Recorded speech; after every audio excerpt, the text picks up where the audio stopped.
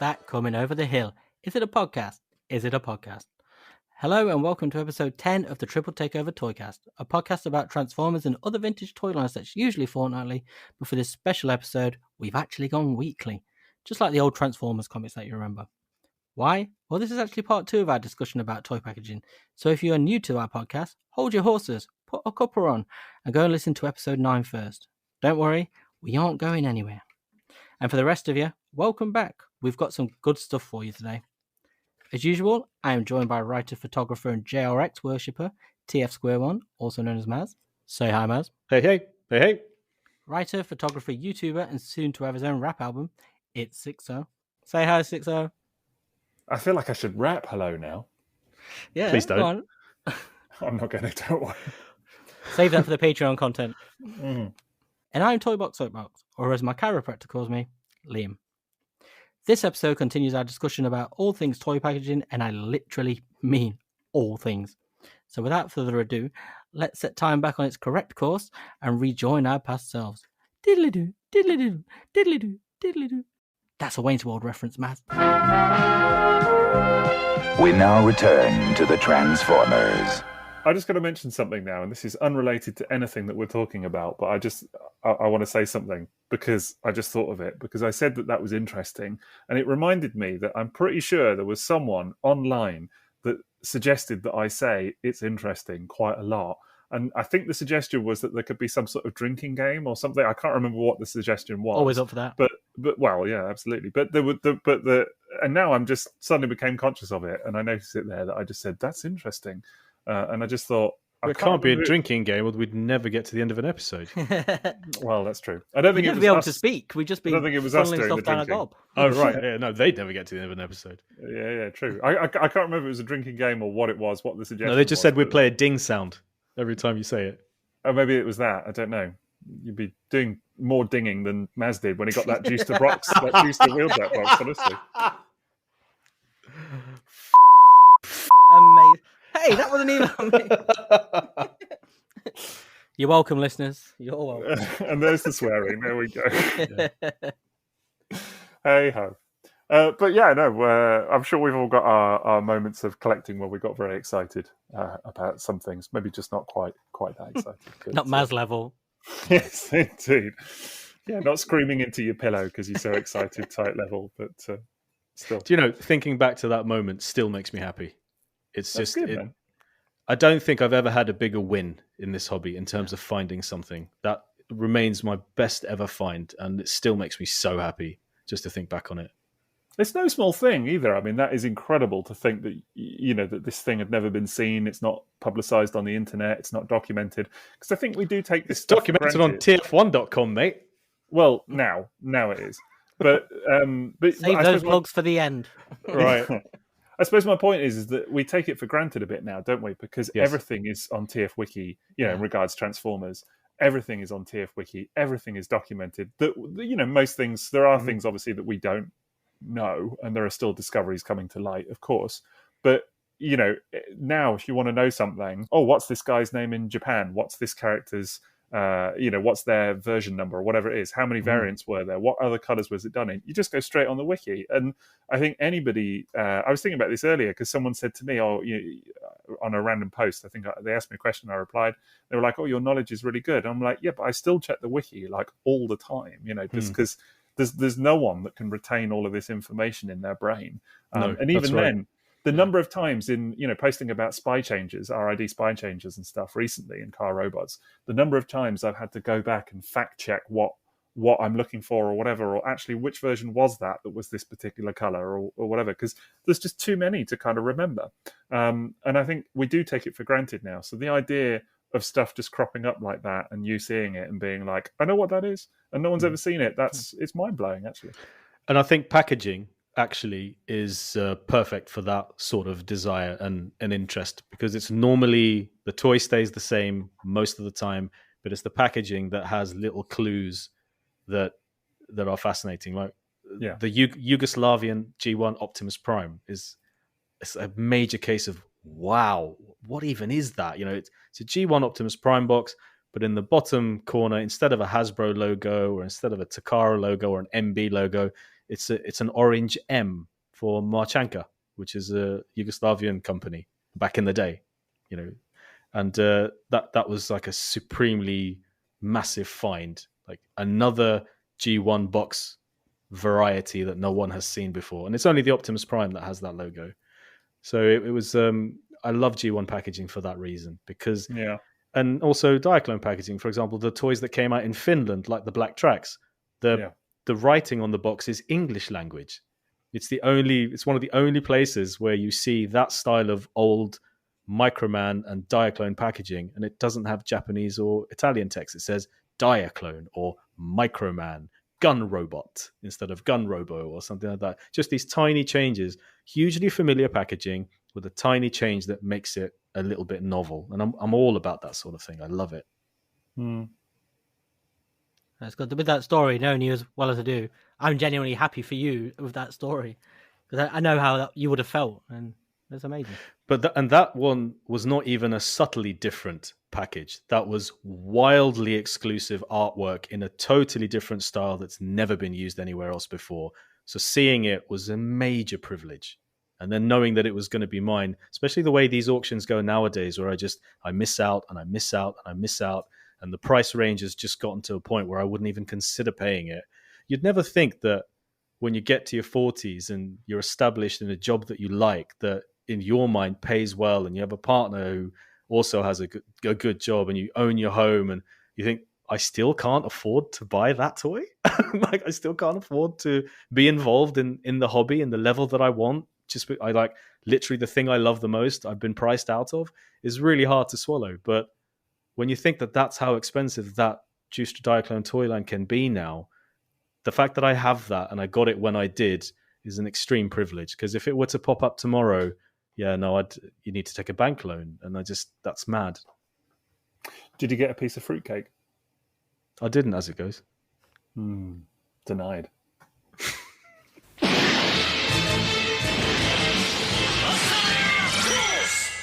After those amazing stories from Maz, either of you got any others?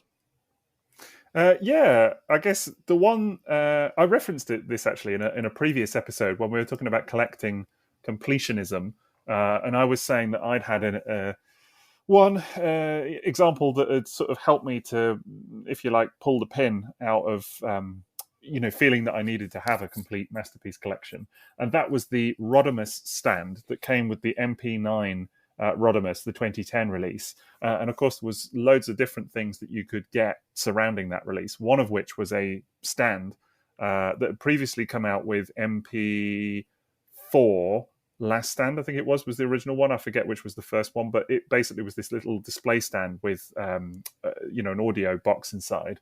The stand is what it is, but the point is it came in a little cardboard box, very small, little flat, nondescript cardboard box.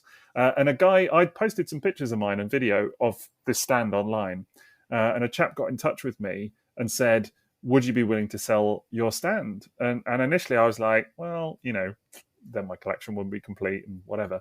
But then he made an offer that, I obviously won't say what it was, but it was enough that I was like, there was no way I was going to question selling that thing.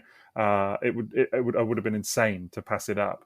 But it turned out that actually he already owned one of these stands. So it wasn't even the stand that he was after, and it wasn't the box either. What it was that inside the box, there's one sheet of cardboard that lays on top of, so like you open the flaps of the box and it's the thing that sits on top of the flaps, and then the main flap folds down on top of it. So it's literally just one rectangular piece of completely blank cardboard. You could see it out of context and you would just think it was a bit of rubbish, whatever that you put in recycling. And this guy was willing to pay, I would say, a slightly astronomical sum for it. And I suppose, initially when he was like, I want to pay you this for the stand, I was like, wow, okay, that's kind of unexpected, but okay, of course.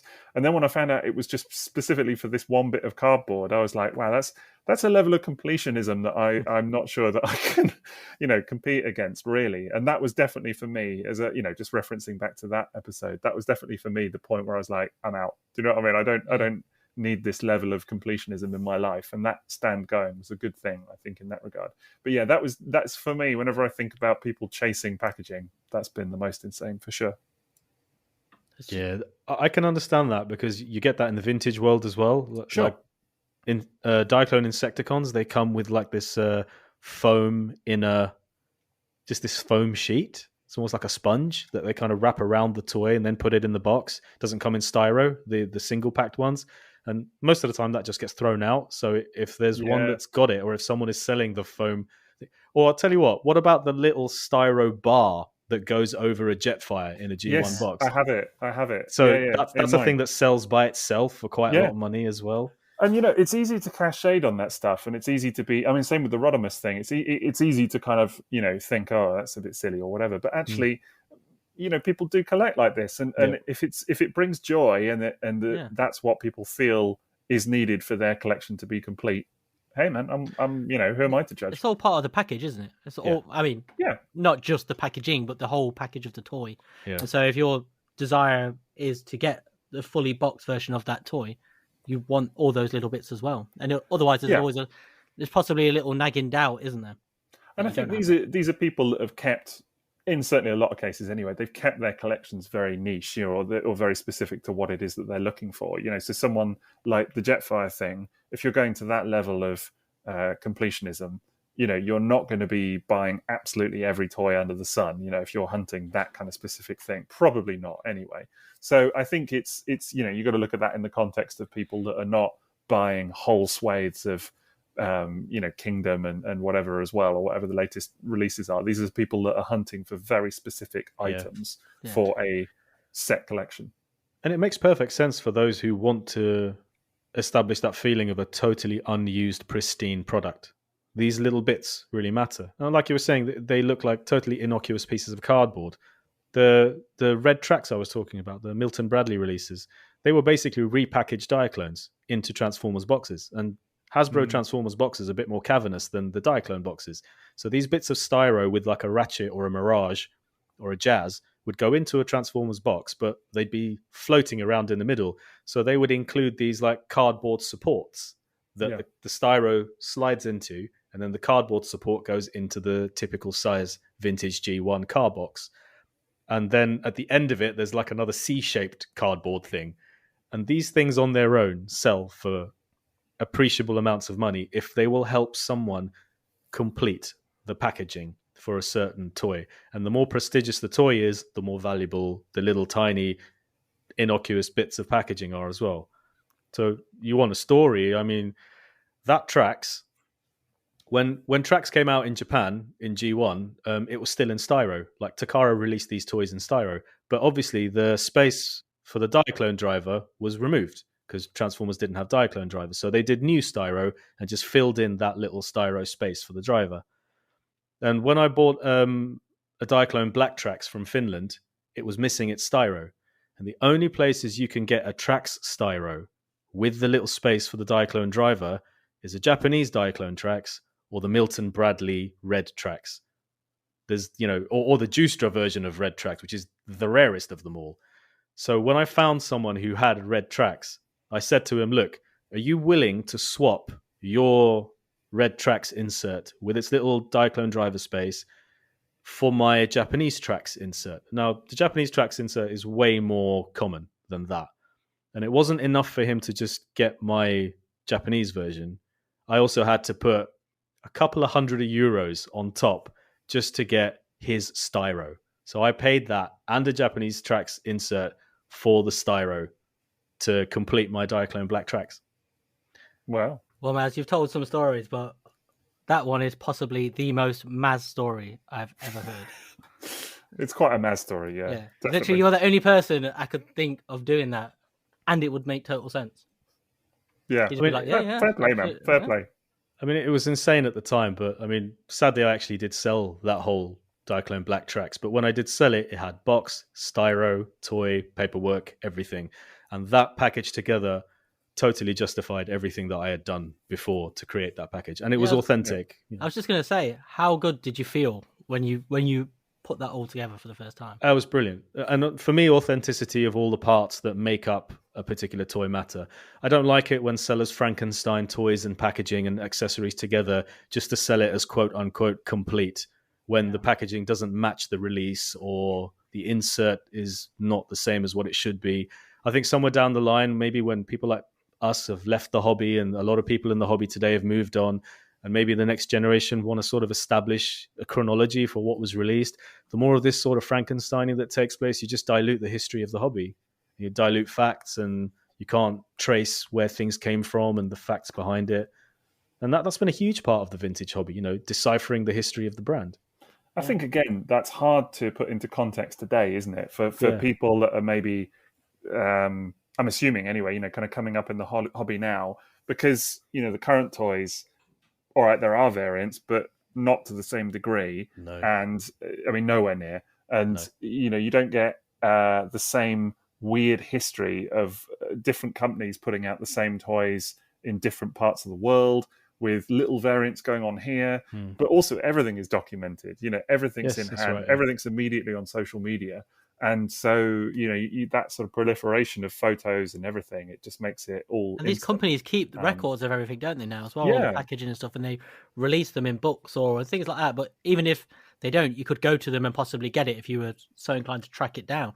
Whereas with this old stuff, a lot of it was just binned, wasn't it, years later, and cleared out and lost to time. Well, precisely. And that's what makes it rare, but it's also what makes it, hard to get hold of. But the fact that actually so much of it is not known, and right. I'm always fascinated by stuff like Bumper or Bumble Jumper, things like that even now, there's still kind of a question mark about how it was packaged and it's never sort of been seen as such, on some cards and things like that. Like it's known that it was on Bumblebee cards, but not on Cliffjumper cards? Or? No, there was just like a rumor that it came out on Bumblebee cards, but it's only ever been found on Cliffjumper cards. Right, I got it the wrong way around. But that's the thing. But like maybe it was never on Bumblebee cards, but I don't think it was. But it would still be incredible if something like that turned up, right? I'm just using that as one example. But you would know more about that kind of arena than me. But I still find that kind of stuff bizarrely fascinating. But it is fascinating, man. It's you don't get that same thing today, though. That's the thing. It's peak vintage nerdery. I think it's wonderful, and when something new pops up, it's amazing.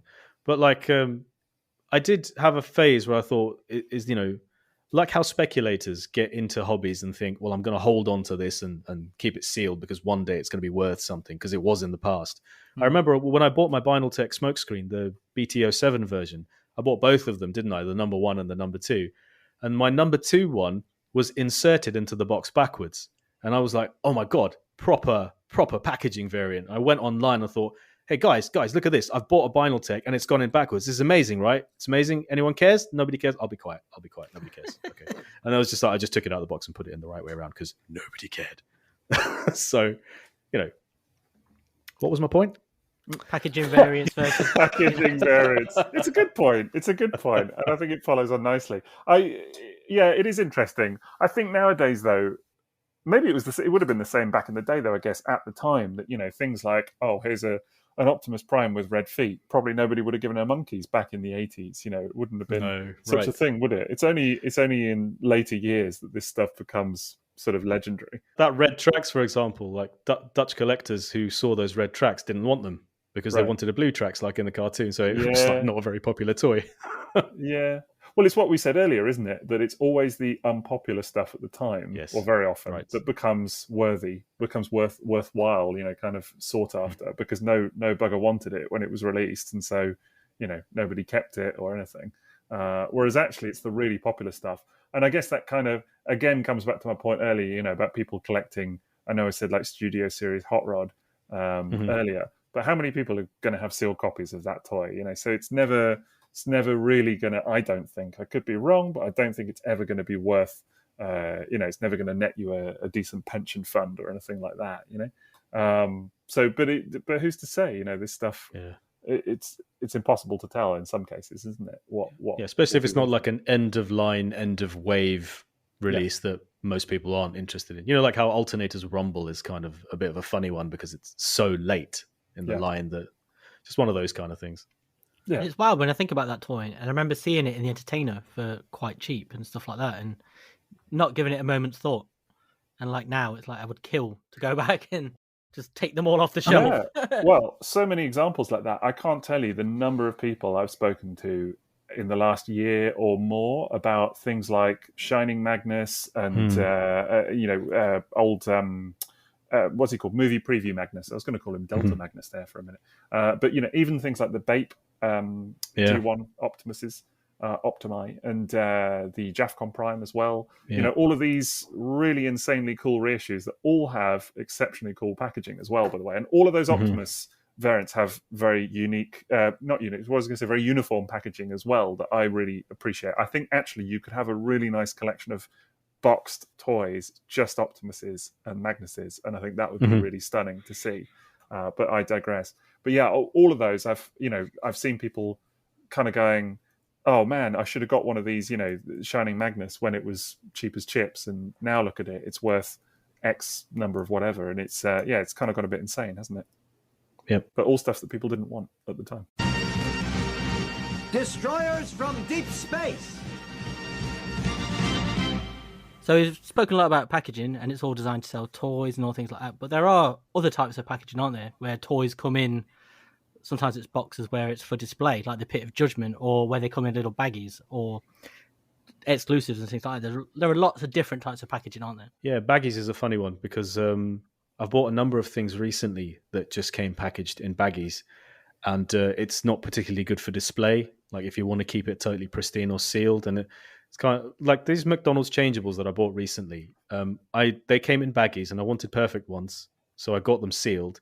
But then I knew that I'd be slicing open the baggies to take them out, and then they'd never be in that kind of display position again. So I bought a second set of each to have a sealed set.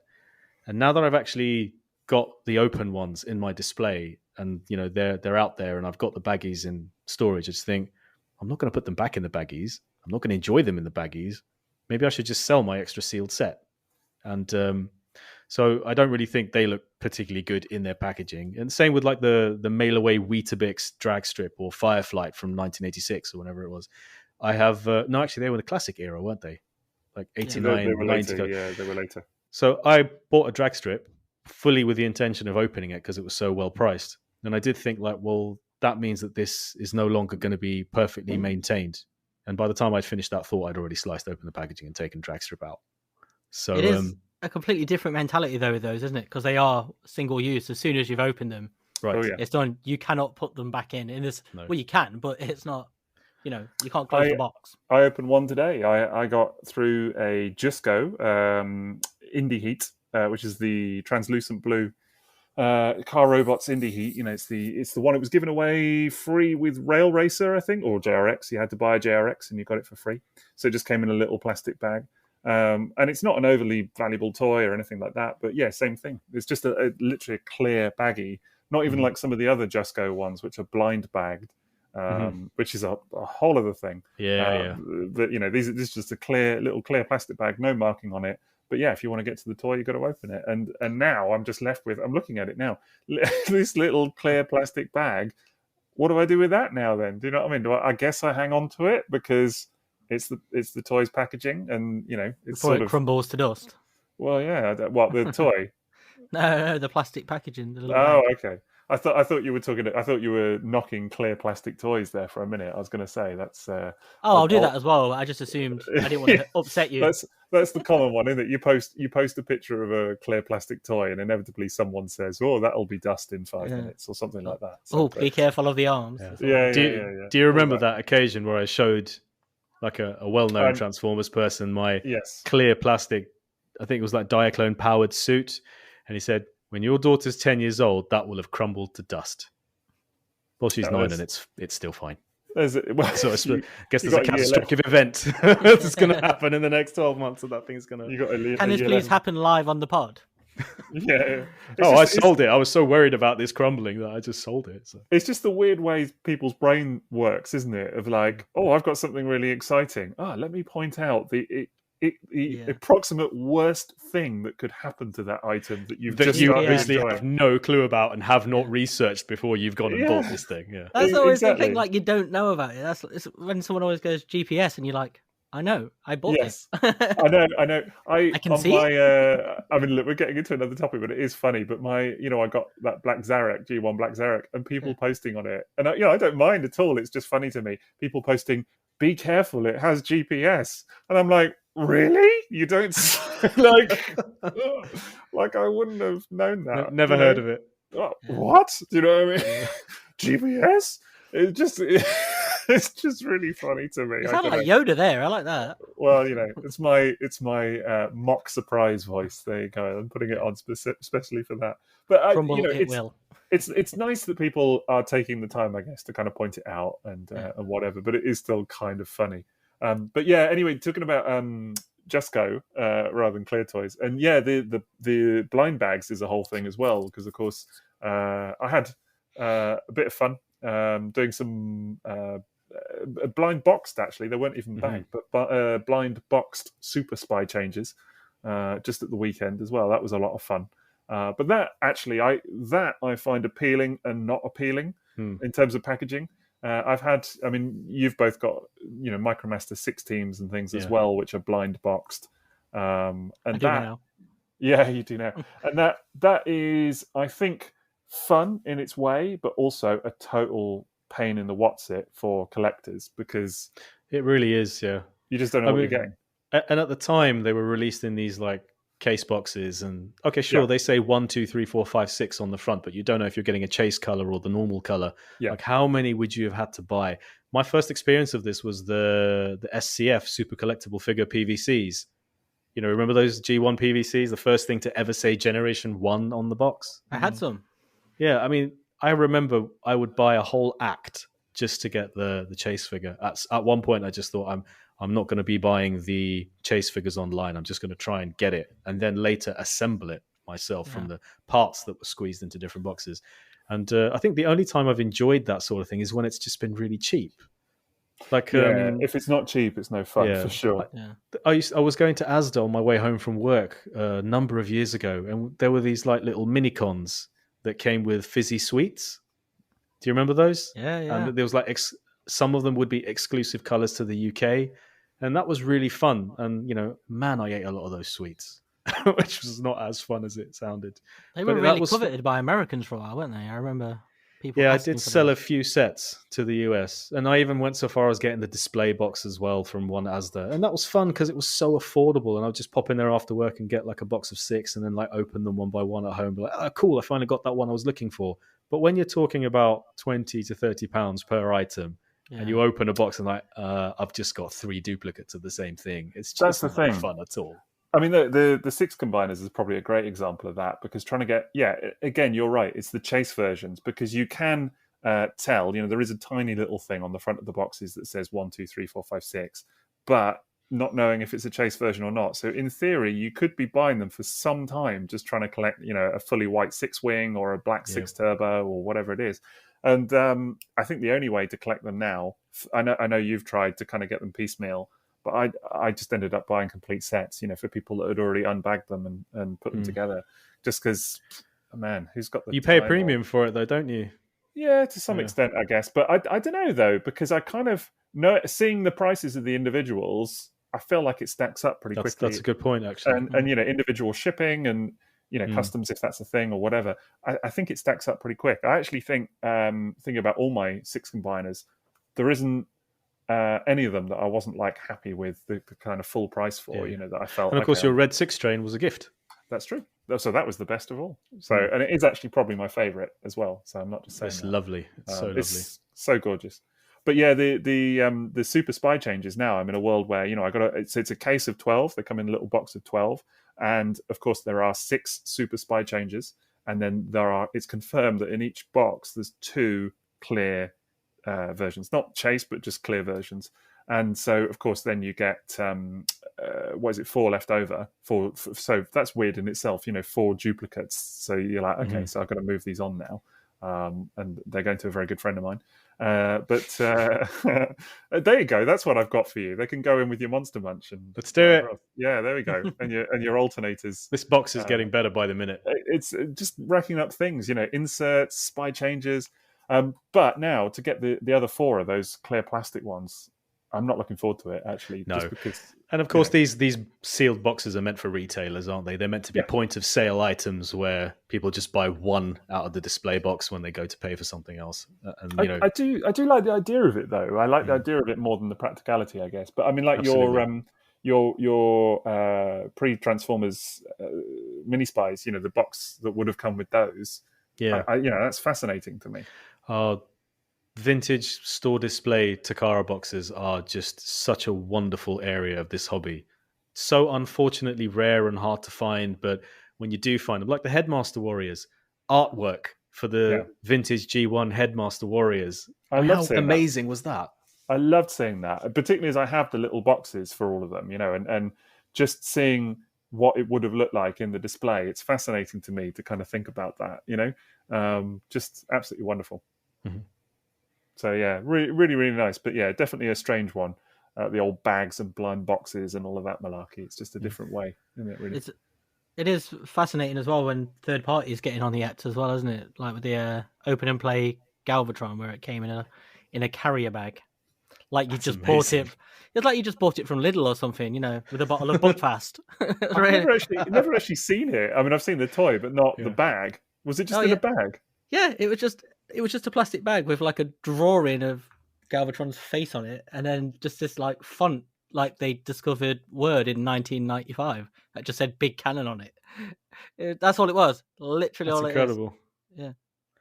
Because I think I received a sample of that toy to review, and I'm pretty sure I can't remember. Did it just come bubble wrapped then in a box, and that's all I had, or did it come in like a clamshell insert? Is there a clamshell insert inside the carrier bag? No, not from memory. From memory, it was just in a bag. I've just found a picture of it. It's like a clear plastic bag with some purple writing on it that says Big Cannon. Look at that font. It just looks. It's someone's just discovered Word for the first time. It's a bit Comic Sans. It's a bit It's like an email from someone at work saying Happy Birthday. It's one of those. Yeah, it really is. It really is. Does it have any clip art on it? I can't see the full thing because they've got it did come with a Mr. Paperclip accessory. Yeah, it really does look cheap and naff, to be honest. Not to knock them or whatever, but it's even got one of those little white plastic handles. It leaves the little space for you to put your fingers through. Amazing. I couldn't believe it. I thought people were joking until I got it, and I was like, "Huh, well, that's new."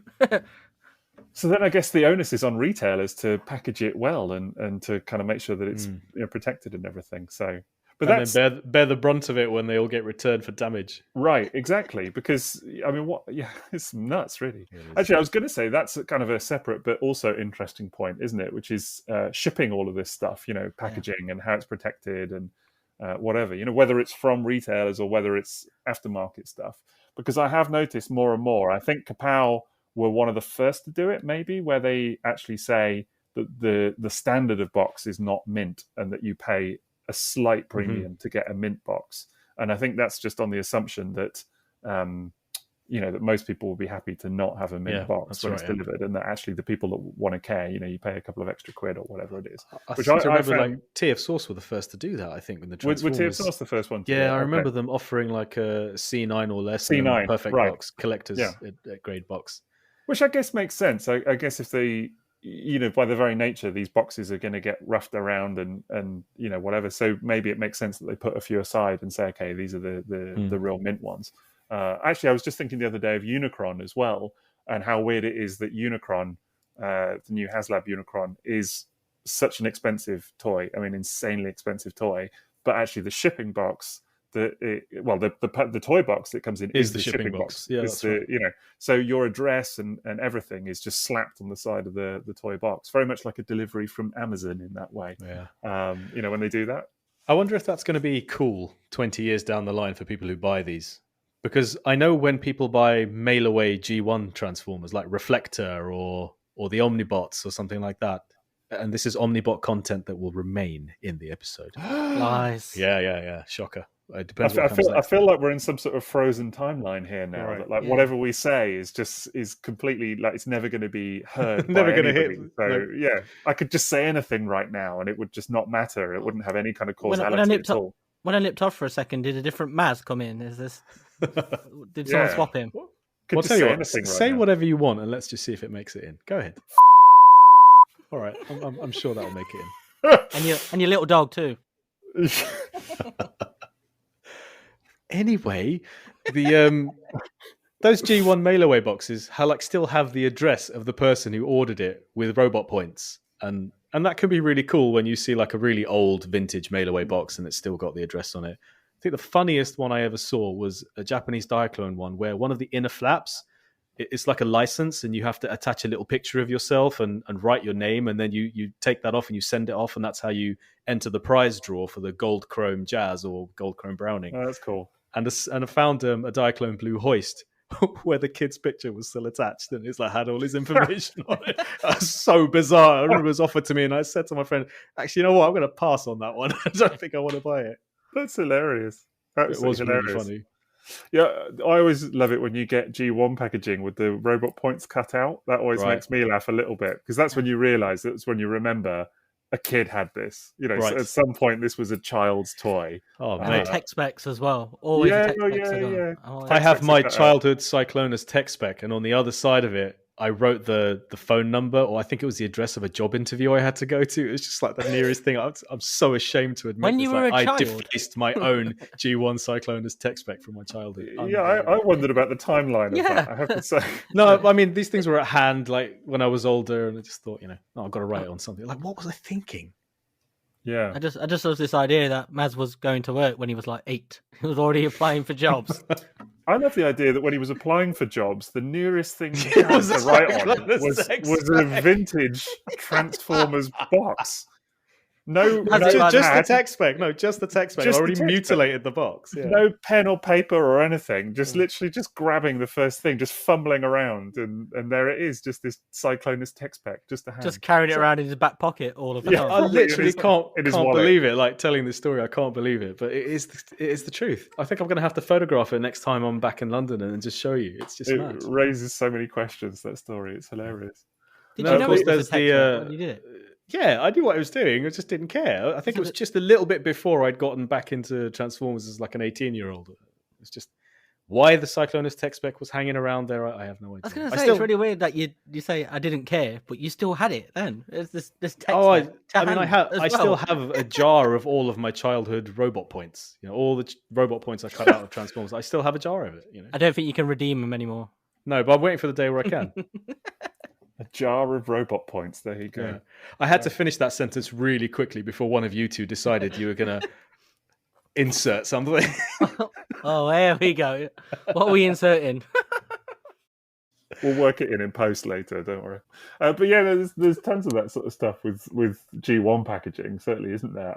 I'm amazed that we've got this far without talking about decoder specs and things like that, or any kind of in passing reference. So that was, I suppose it was fun. It was a real thing at the time, wasn't it? But and the first time you did it again as an adult, owning a G1 package, it was like, oh wow, look at this. Stopped caring immediately 5 minutes later. Yeah. It's fun for a point, but until you learn to read them by just going a little bit cross-eyed and kind of working it out without the little red strip, and then it was amazing though how important like the tech specs and stuff were as a kid. Like the little bios and stuff.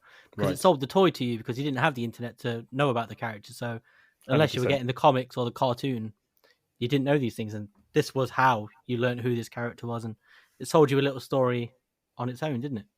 Yep. Yeah, made a massive difference. It was the big selling point, really, I think, of that line. And I think we said it in a previous episode. I forget which one, but we were talking about, the kind of origins of Transformers and why it kind of meant more than to people than Diaclone, not to disparage Diaclone, but why it kind of resonated with people more, and it was all because of those bios. I think that old Bob wrote, and the kind of characters and just the way that they put it across as these characters having personality and kind of filling in the blanks between the fiction, for characters that were a bit kind of nondescript in the cartoon or whatever.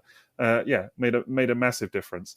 Do you remember what he said? He'd basically done all of that on Thanksgiving weekend in 1983. He'd just taken all those toys home, lined them all up on his mantelpiece or whatever it was, and just written those tech specs. I remember asking him, I thought, which was the most ridiculous question I thought I could have asked, was, so did you get to handle those toys and take them home? He'd go, yeah, I took all those toys home. Yeah. And I just there should have been a follow-up question like, can I have them? Yeah. Do you still have them? Yeah, they're probably in his loft or whatever. I don't know, but that's amazing. He just wrote them all in like Thanksgiving weekend. Like Jim Shooter gave him that job, so go do this. And I know. And now these are characters. Some of them, anyway, are characters that are like the sort of tentpole of multi-million-dollar franchise. And kind of having movies made about them and everything. And he just literally did it for one job over a weekend, and that was that. But didn't he also recently say that he came up with was it the Visionaries theme or something, or the words for it or whatever, and he came up with that whilst he was watching TV one evening. I can't remember the exact. There was something he said online about that recently. But yeah, it's crazy when you think about how much stock people put in it as well. Like now they're looking for all this deep lore, and they're like, these characters, they have to behave like this or act like this. And like, some geezer came up with it on a weekend, mate. You know exactly. What I mean? If there was one thing from Bob Budiansky that I would say really comes across, is that it was a job, and that you get that sense from him. And people asking him questions. So I never forget someone asking him a question at TFN that year, and him trying to understand what was being asked about this specific character and whatever, and just kind of going, I don't know, man, this was a job for me. And it was like, that's so common with ex-Hasbro people. It's so common. Like, we've tracked down people who used to work in Hasbro, and we asked them about packaging and things that had gone on toys. And you do very much get the impression, like, can you remember the minute details of a job you had 20 years ago, of what was written on the box of something you were supposed to be selling? Like, the small print? Like, no. It was just the job to the majority of the people who worked there. They got hired to do a job, they did it, and that's what we then got in hand and hold with this kind of reverence and whatever. But to them, it was just a payday, wasn't it? So and just good that we had people like Bob that were extraordinarily good at it, I think. Bullet fusion mode! Triple power! Will Racer! What do you think it's going to be like going forward then? Like, with most toys now, a lot of them are being bought on the internet, aren't they, and stuff? So is packaging even going to be very important going forward? Because it doesn't have to sell the toy anymore. And stuff like the bios, like even now they're already relegated to, it's like blur goes really fast and then 14 other languages telling you the same thing. It's all of these things are slowly disappearing, aren't they?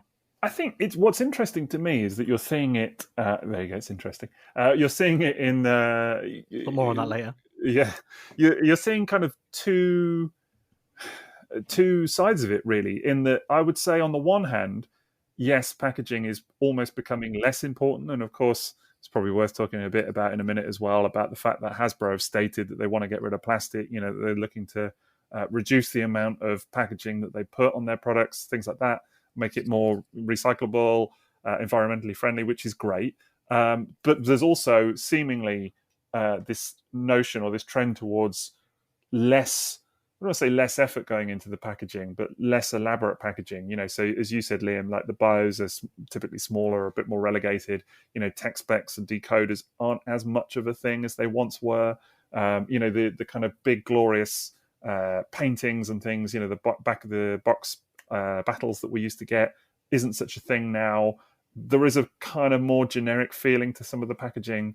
All of that. So it's all kind of been streamlined to be a bit more efficient and whatever. But at the same time, there are other aspects to it which make it more exciting. So like with Studio Series, the little inserts and things that they put in there to kind of recreate different scenes from the movie, for example. So like Hot Rod, I thought it was great that they have that little... that bit with the Matrix in it, and the Quintesson one as well. It all looks really superb. Yeah, the Scourge one with the reformat grid in the background, it was superb. That was fun. Right. Contemplated keeping that for a week and then didn't.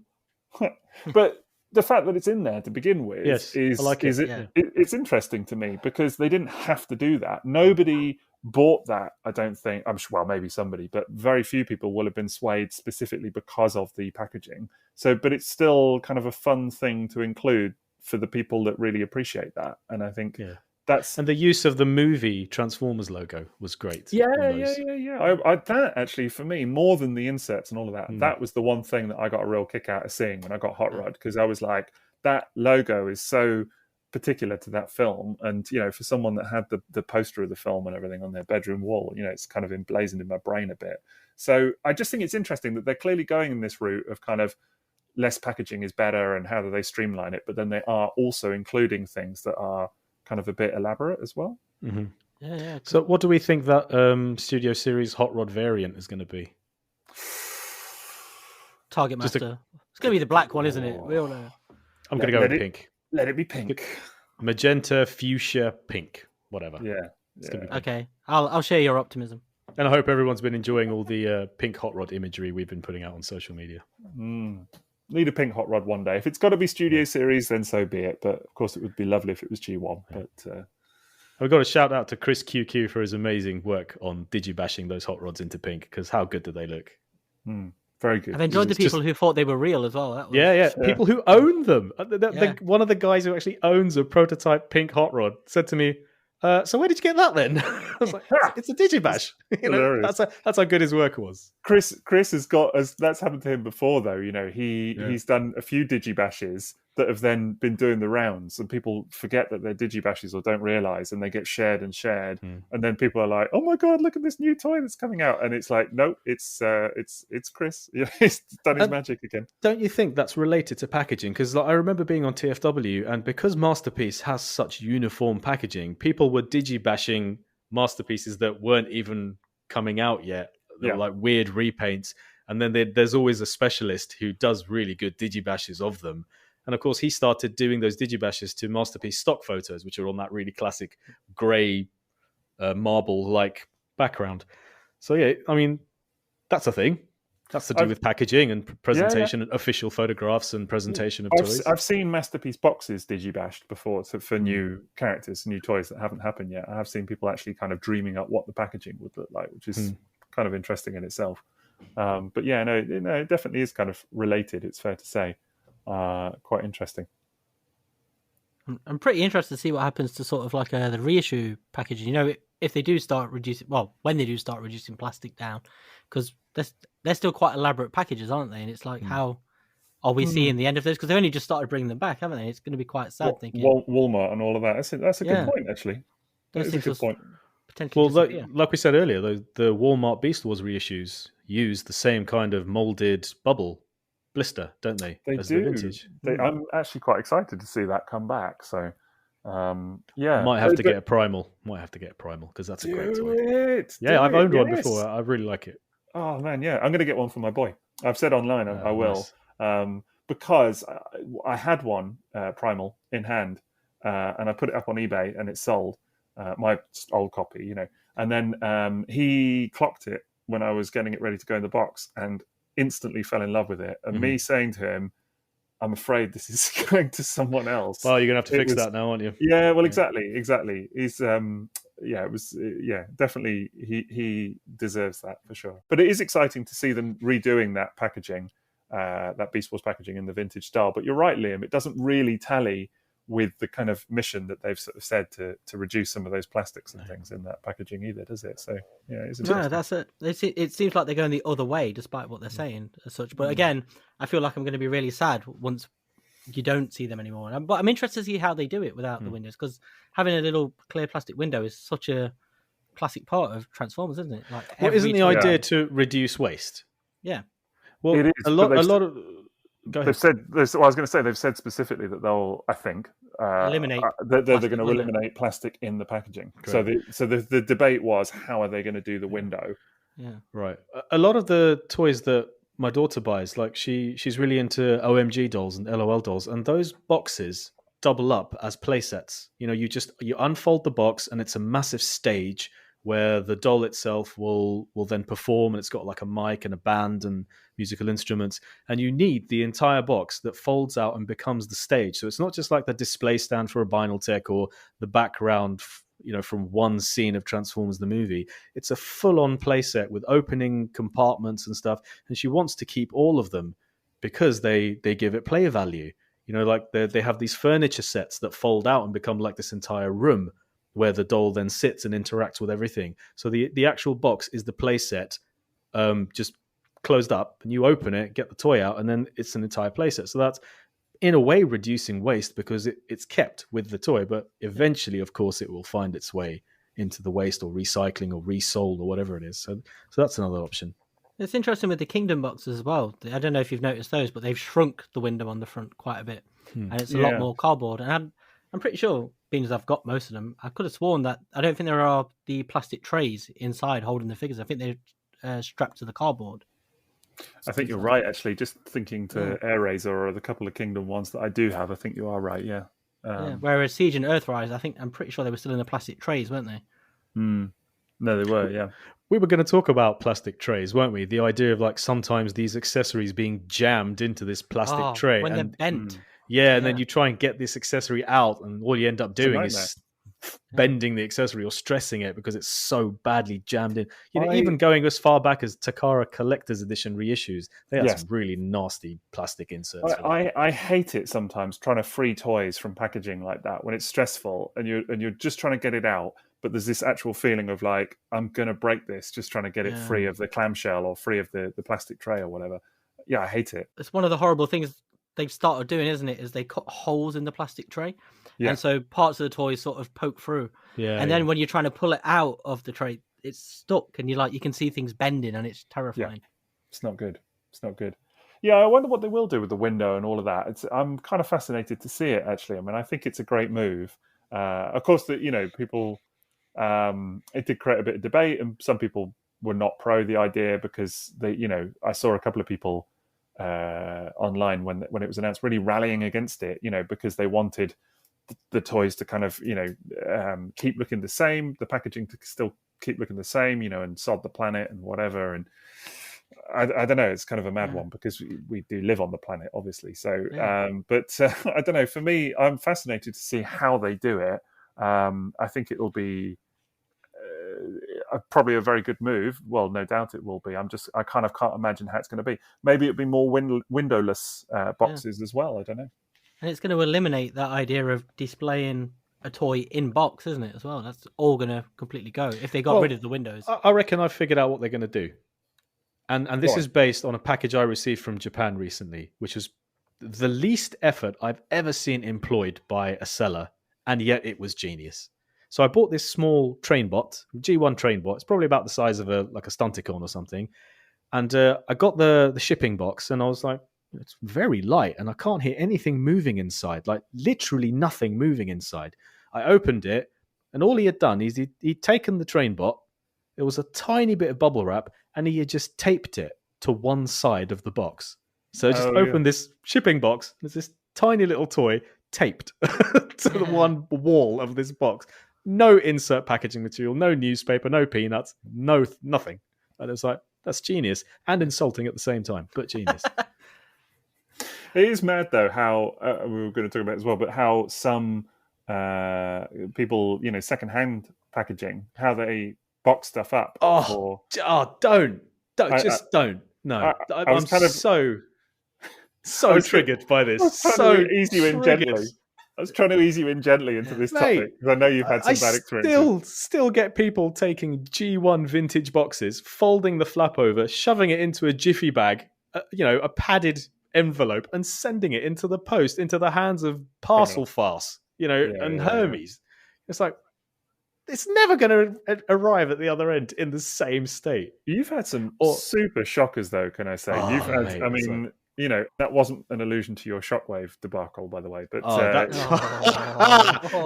mate, it really was. Could have used some packaging. That could. I don't know what packaging would have saved it from being driven over by a forklift. But I mean, that in itself, how does this keep happening to you? Where your vintage Shockwave got driven over by a forklift truck, but then also, you've got people sending you stuff and just literally shoving it in boxes with no protective packaging whatsoever. Well, wasn't one of yours recently just wrapped in brown paper? It wasn't even in cardboard. It was a Vinyl-Tech that had one layer of bubble wrap, and then it had brown paper on the outside. And of course, Vinyl-Tech packaging is 50% plastic window. Yeah. So of course, I was just holding it in my hand, saying, "This is the size of a Vinyl-Tech box."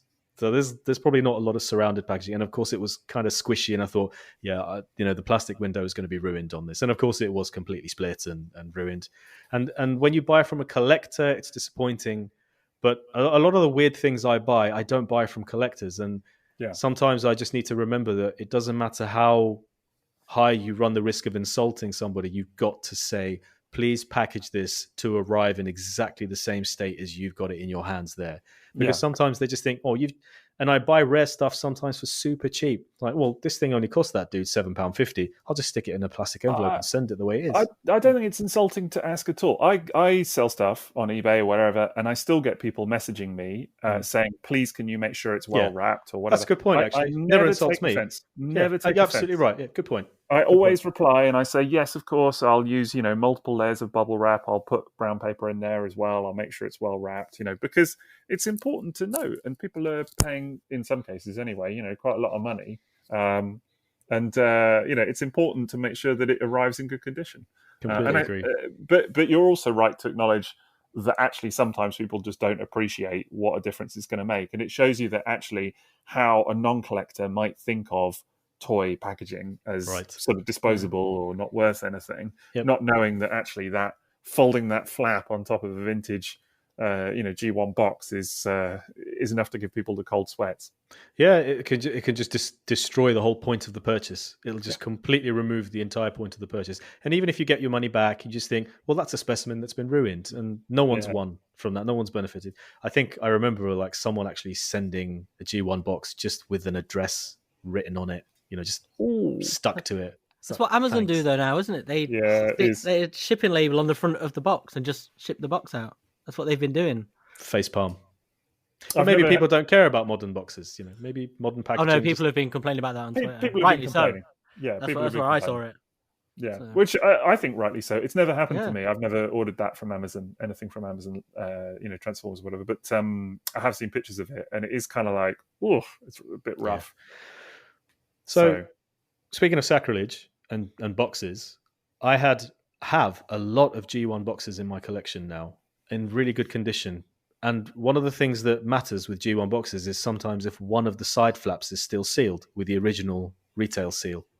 And I have to say, I've been opening all of them and flattening these boxes for storage because most of them don't have the insert bubble, and the amount of real estate that these boxes take up, it was just time, and I just flattened every single box I could, opened the seal on both sides, think, look, I'm the owner, I want to keep it for me, so I'm just going to do what works for my collection and my life. Same reason I got rid of all the Masterpiece packaging and all the third-party packaging, and even recently the Studio Series 86 packaging. I thought I'd keep it, but in the end, no, it's better out of my life. I think you've got to make decisions that are right for you as a collector. I don't think cutting a second piece of tape on a box that already has the tape cut on the other side, I don't think that's the worst. Right. It didn't matter to me in the end. Yeah. I think maybe there's someone out there that would be like, the idea of that. I don't imagine there would be many people. Incidentally, I want to lobby a challenge for anybody that is still listening to this conversation about boxes at this point. But I'd suggest going back to the start and having a drinking game with the amount of times M.A.S. says the word flaps through this entire episode, because I swear I'm sort of chuckling in my head now whenever you use the word flaps. I'm just kind of, I don't know, tickling me slightly. I'm waiting for him to start saying that flaps.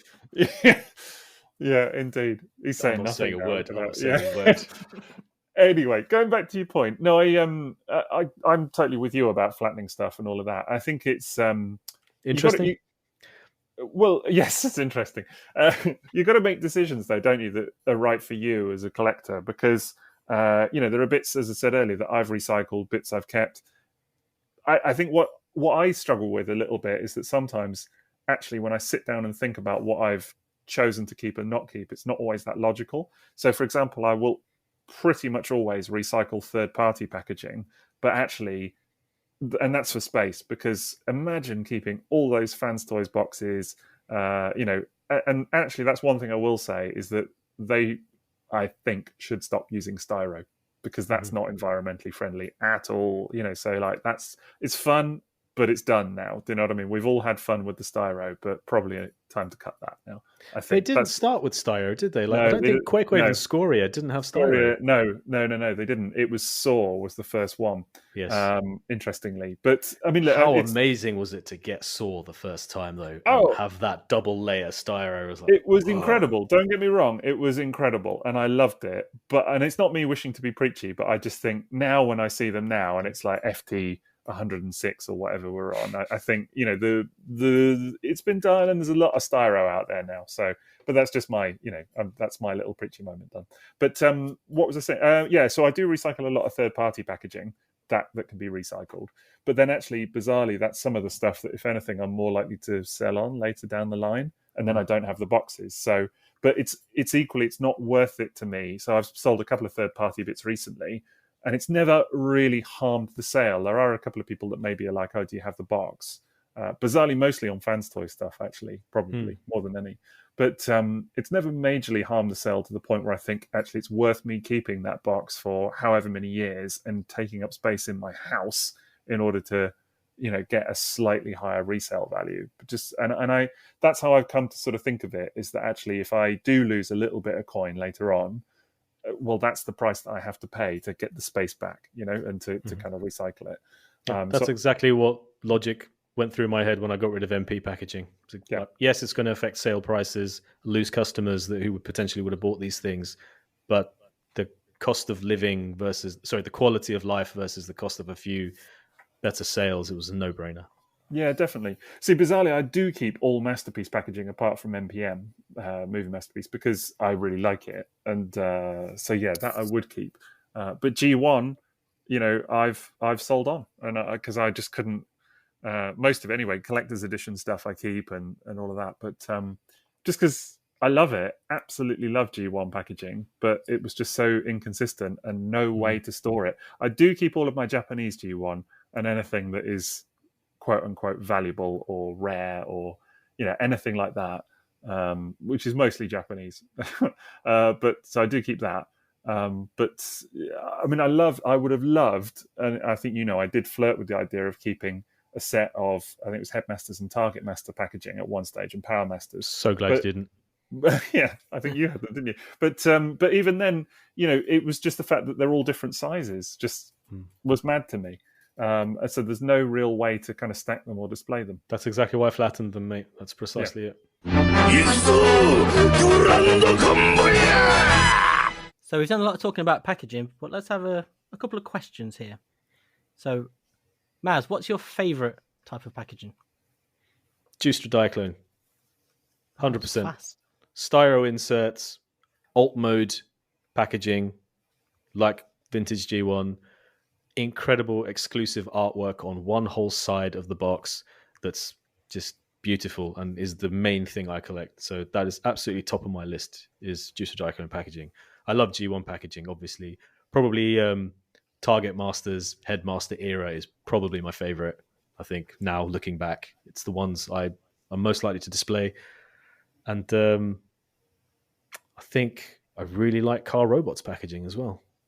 That, you know, it's lovely, kind of eventually has finally sucked me back in to this line that I never collected, but finally the floodgates have opened, and I want those Takara Car Robots boxes more than anything. JRX, it's incredible man. how JRX, that box. But I mean, it is incredible, like even that, like an older toy line, not like super vintage like G1, but Car Robots can suck you in even now. Like, yeah, it's the best toy line that some people don't collect. I'm sure it's going to be the thing where when I've got them, I'll just think, why didn't I do this sooner? I always knew it was going to be great, and the packaging is actually a huge part of that. Yeah, but I'm the same with the Hasbro version of the RID packaging. It's just so beautiful. It is nice, yeah. That is a weirdly sort of underappreciated toy line, isn't it? The Transformers. It's not forgotten, but it almost feels like the forgotten one because everyone sort of skips over it. They just skip straight to the Unicron trilogy and then onwards, and it almost feels like Transformers started with G1, took a break, and then started again around the time of the movies. That RID CR episode is going to be epic. Just wait till you end up with Skybite because he's like the best character. Sixo, what's your favourite packaging?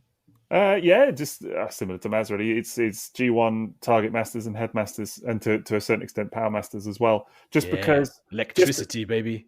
It's just incredible. Yeah, the electricity is cool, that effect. But just for me, it's everything that's great about that kind of era of G1 packaging. You know, it's got the sunburst and all of that. It's got the flap, the pictures of the toy transforming on the top, which I love. It's got the back of the art box. Sorry, did you say flap? I did say flap. That was me saying flap. You said flap too, then. But the thing that I really love about the Target Master and Headmaster packaging is the little window for the Nebulon, which is just amazing. Absolutely love it. So seeing the toy in vehicle mode, and then having the little guy in his own little window.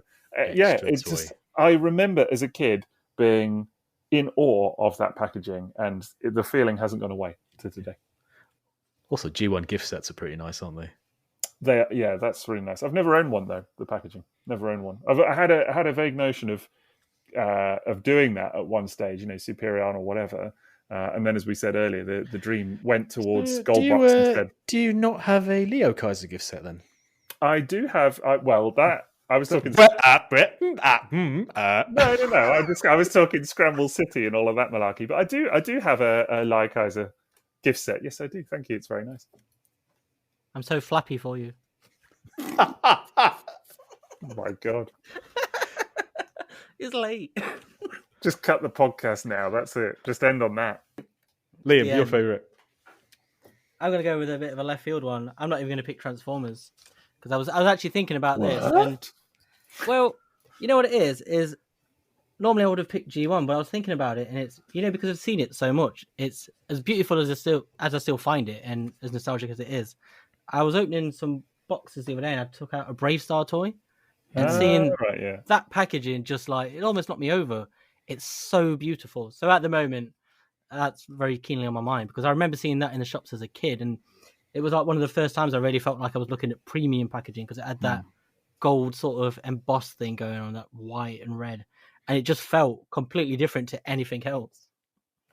Did you have to run off to your bedroom and scream into a pillow? Because if you didn't, mate, then it wasn't that good. I was going to say, that's the level of excitement that boxes can get you. Yeah. I prefer to keep that private myself, thank you. Right, okay, that's not a podcast share. In the beginning came the beasts, but nature lies. They're robots in disguise. So those are some great answers. But what is an example of packaging you'd never part with? I guess for me, the obvious one is I guess Masterpiece, because that's the one that I've hung on to fairly consistently. But actually above that, I would say some of the Japanese G1.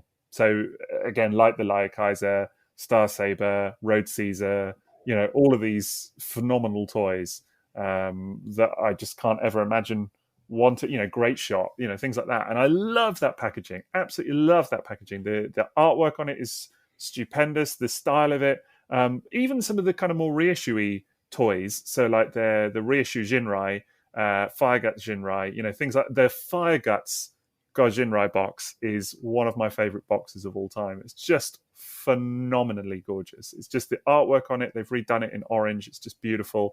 The pictures of the toy on it are beautiful. The whole thing, the whole style of it, love it. So yeah, that's my answer, is that Japanese G1, but some of that whole style of thing. That's immense. Fantastic answers. Choice. Yeah. Brilliant answers. What about you, Liam? Oh, me? For me, it would be the G1 swoop box. I'm not that bothered about keeping boxes. I prefer to get rid of them because I feel this need to keep them. You know what I mean? So I kind of like to force myself to get rid of them. But the G1 swoop box, it was such a moment getting that toy that I couldn't never part with it.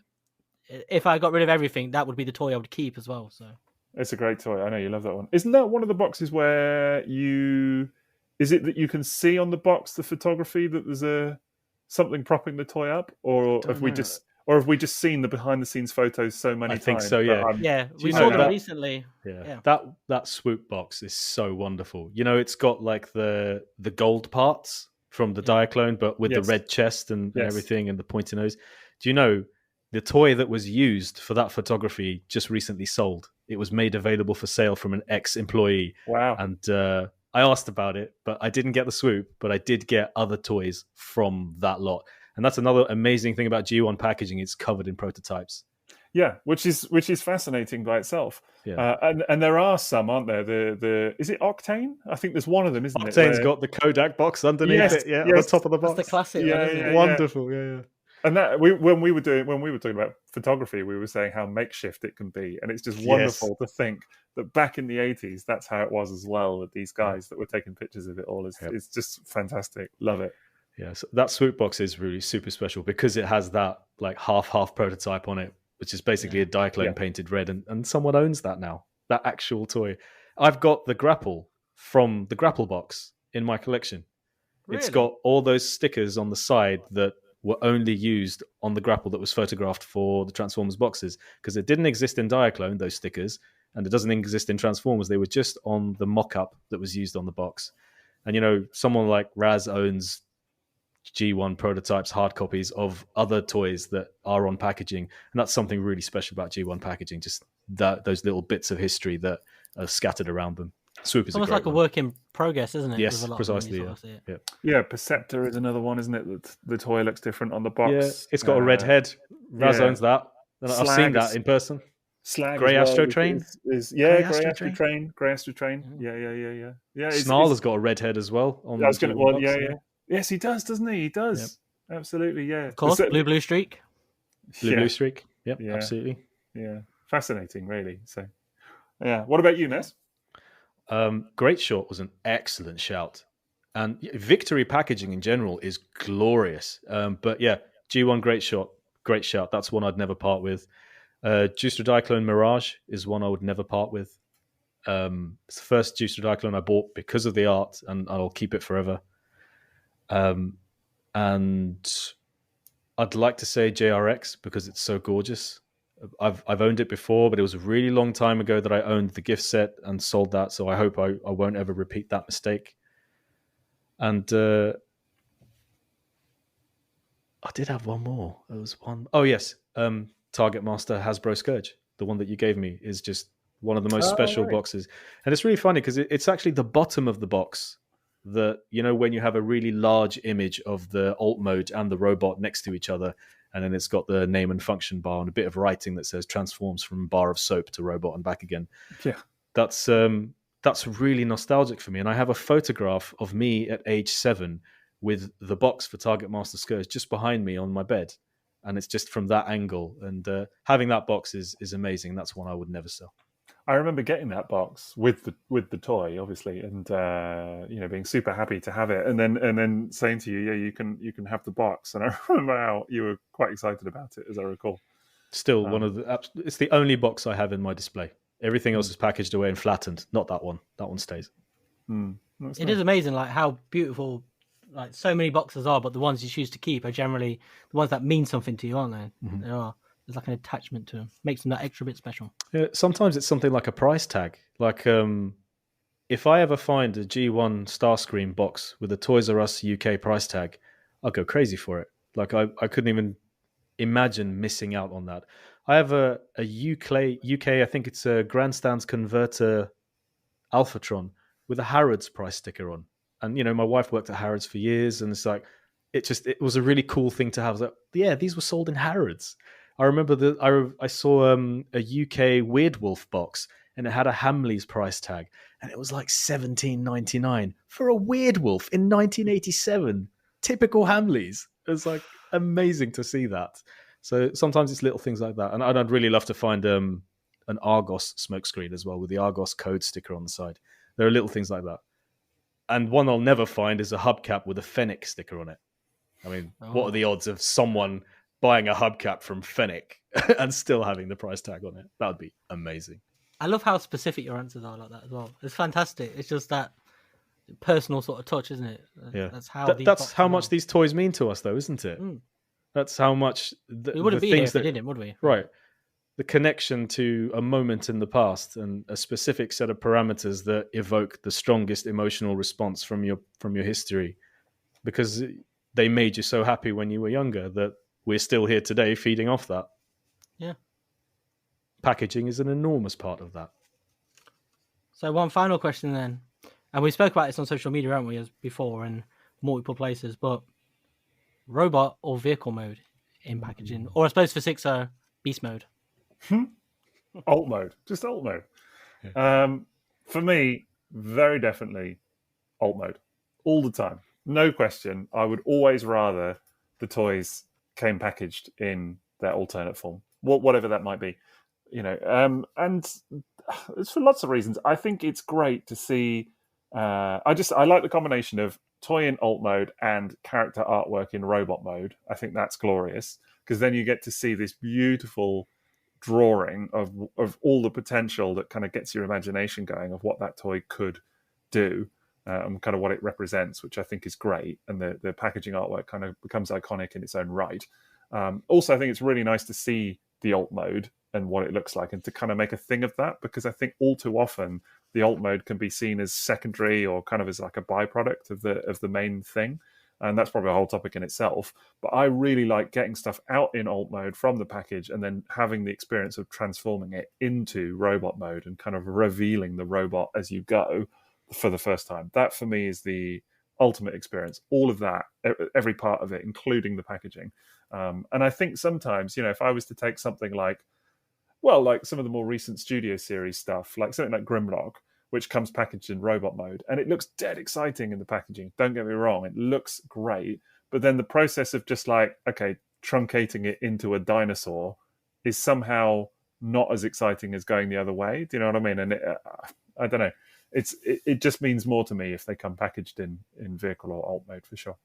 It's nice to solve that mystery, isn't it? Like as well, because right. If you remember G1 boxes, like you had on the front, you had the robot, but it was art, wasn't it? And the actual picture of the toy were only on the sides and the top, weren't they? So they're actually still quite small because the back was the mural. Whereas now with modern toys, they generally have like a giant picture of the robot so you can see what you're getting. Yeah, I think I have some great memories of revealing the head for the first time of the robot mode, as you're transforming them for the first time. And you just flip a panel or something moves around and the head pops out. And it's like, wow, there he is. There's the head sculpt. And it's really, really very memorable and great part of that whole process. Sat here nodding and just agree with everything you guys have been saying. Absolutely all of it. You lose it a little bit when they come packaged in robot mode and you're just looking at it. I mean, they still look nice. I remember being impressed by the War for Cybertron double dealer, that's there now, and thinking, I saw a couple I was with my boy and we were in a toy shop and he was looking at a couple of bits, whatever. But I remember being impressed with how it looked in the box and thinking, wow, it looks really, really nice. But you can look at it in the store, and it's just, it's all done. It's there, you've seen it, and then you can kind of put it down and walk away. Whereas there's something about them being packaged in vehicle mode that kind of calls you to want to see more. I don't know. Yeah. Do you think there's sort of an element as well because of the alt mode is sort of the secondary mode, isn't it? To some extent, the robot mode is the primary, fictionally, isn't it? That's who they are. And the robot mode's a disguise or whatever. So there is some element of seeing that robot for the first time, what it actually looks like is just this. I think so. You are revealing the character for sure. You feel like you're looking at the disguise, don't you, when they're in vehicle mode? Yes. What's in there? But it's been funny how many people on social media said that actually they prefer it in robot mode because then they put it in robot mode and the face has got a scuff on it and it annoys them because they weren't able to identify that QC problem before they bought it. And I thought, well, that's a really modern complaint. It's a change in habits, though, isn't it? Yeah. Like I'm thinking about third-party things like based on IDW characters. I don't think there's ever been many toys where the alt mode has mattered less than third-party toys which are based on IDW characters in the comics, because the robot mode is entirely why people are buying them. Like if you bought MMC's Azalea, you probably put it in the vehicle mode maybe once, and then you just like, I'm not doing that again. But look at Flame Toys and how popular their non-transforming IDW toys are. Right. So there's like definitely a shift towards character-based collecting versus toy collecting, where the alt mode was actually the draw. And I know for me, a lot of my favorite toy lines, the alt mode is the draw. Bullet trains? Oh my God, yes. So having those bullet trains both in Hasbro and Takara packaging in that mode is just, that's how I want to buy a toy. That's what I want it to look like.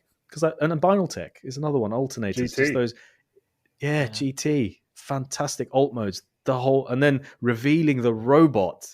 It's like, it's two moments of wow. Yeah. It's like, first of all, the package with the packaging and the toy in vehicle mode, which is the main draw of that line. Amazing. Can we actually just talk about TFGT packaging? Because wow. Yeah, that is lovely as well.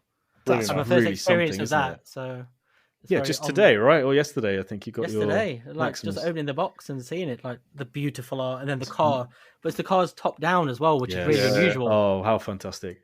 And just those boxes next to each other, the 1, 2, 3, 4 of those from every angle, you can line them up, and they're beautiful. It's It's some of like the best yeah, packaging. yeah. They've gone to so much degree of work for every part of the box, top, side, because one side is the robot, the other side is like the human character that comes with it, isn't it? Yeah. And then of course on the front it's just massively busy but beautiful, and the three of them are so different in color scheme that it's one of the best and most underappreciated lines, and the packaging is just killer for those. I think seeing it top down as well, like my first thought, it reminded me of do you remember Spy Hunter and games like that, where the cars are top down, aren't they, in the view? Right. And so as soon as I saw it, it's almost like I saw it in motion, and I think that's what instantly attached me to it. Fantastic. Rather than it being like showroom pose, and that's like a lot of them are, aren't they? It was just so different, that energy straight away from it. Yeah, talking about the whole transformation thing and the alt mode and all of that, I think it's worth acknowledging that, just thinking about other opinions, there are people that will prefer robot mode because they don't like transforming them. Yeah. That's true. Yep. And What I was going to say for mine, like for vintage toys, or for toys where like the alt mode is like a licensed car or something like that, I definitely prefer the vehicle mode or alt mode. But for modern toys, I think I prefer robot mode because so many times, like you're saying about the IDW characters, the alt modes are like an afterthought when it comes to toys, and like so many of the generations toys now, like the alt modes, they're all right, but they're not the priority. It's really the robot mode, and then they've worked out how to do an alt mode around it, and it's kind of like, I think it'd be very disappointing to see some of like a Moonracer and characters like that where the alt mode, it's just them sort of lying down, and I don't think that'd appeal to anybody really.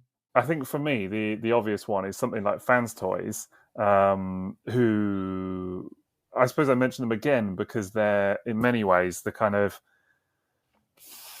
the go-to third party for a lot of like very specific collectors in some way, if that sort of resonates. And they obviously package everything in robot mode, and that to me is a sign of a very niche, like playing to their audience, because there are going to be people that collect those toys and just want to whack them on a shelf, so they just want the representation of the character, as you were saying, Maz.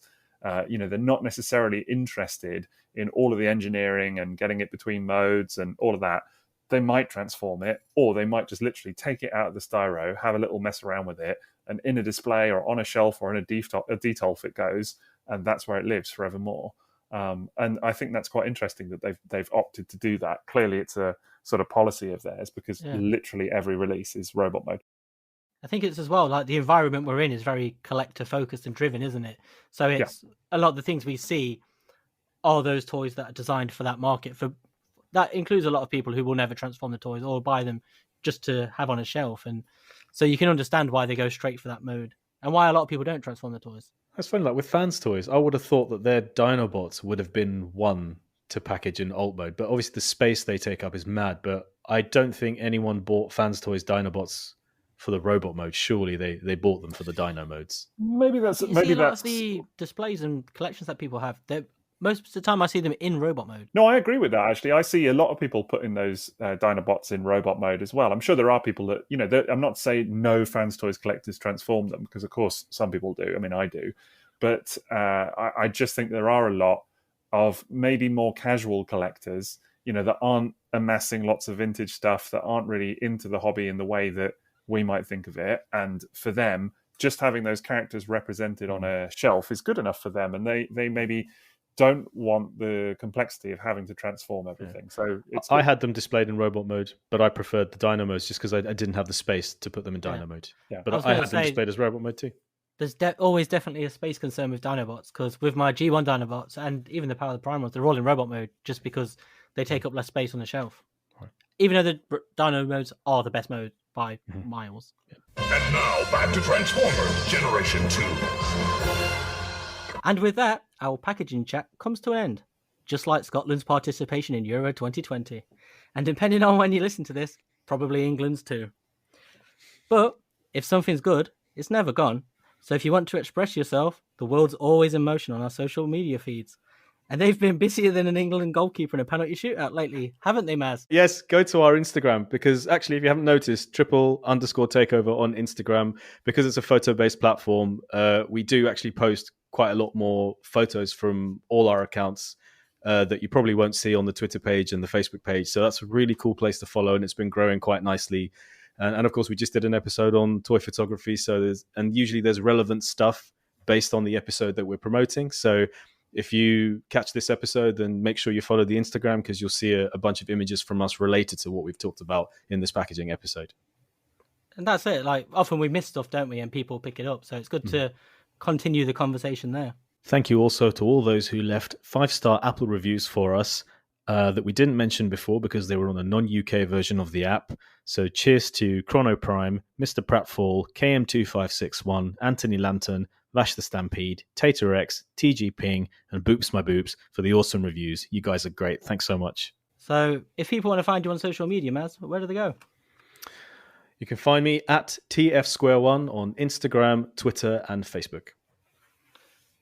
And Sixo, if people want to feel intense jealousy at your Binaltech collection, where can they find you? Oh, all over the place, mate. It's I'm at SixoTF on Twitter, Facebook, Instagram, and YouTube. And if you want to see photos of Micromaster combiners that these guys have made me buy, or a roller coaster of football-related emotion, you can find me at Toybox Soapbox on Twitter, Instagram, and Facebook. Join us again next time, but for now, it's arrivederci. It's one-on-one.